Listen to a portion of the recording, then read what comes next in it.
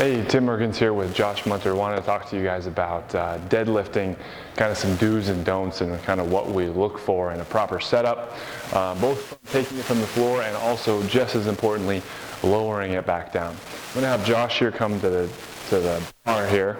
So first of all, foot position, what we want to look for is having this bar, it doesn't necessarily have to be touching our shins, but we want it probably about inch away from our shin or so, maybe a little bit closer, in line with our shoelaces. First thing he's going to do is set up with his glutes to start. After his footwork set up, nice and tall position, shoulder blades back, brace through his spine, and brace through his midsection. I'm going to have him lower and go ahead and grab this bar. And we're going to look for him to set up some tension through his hamstrings here. Pry his spine open so he's got a nice straight midline spine. He's going to pull this bar up in one movement, bringing his hips to the bar, looking for a straight line. Shortest distance between point A and point B is a straight line. We're going to come down in the same fashion. Notice he moves his butt back and then pick it up. One motion, butt back comes first. Go ahead and set it back down, just like so. So we notice what moves is his hip and his knees, using his glutes and his hamstrings to do most of this work as his back stays nice and straight.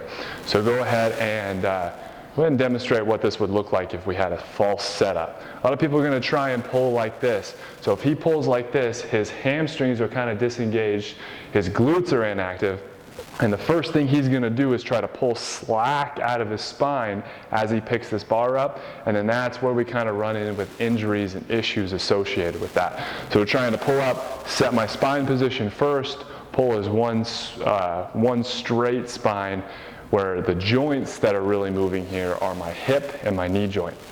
Go ahead and come back to this bar again. Have him pick it to the top position. And what we see a lot of here is people will do a really good job of this, and then they're just going to fall to the bottom. Go ahead and just fall. And they don't demonstrate any control there, which is fine for a really heavy lift every now and again, but what happens is then we have zero control to the ground, which all in all is still pretty important. So we're going to have him again, set position, pick it up, and we're going to have him lower back to the ground, under control, and 4 reps like that. So we demonstrate control both up and back down, making sure we have adequate control in both directions.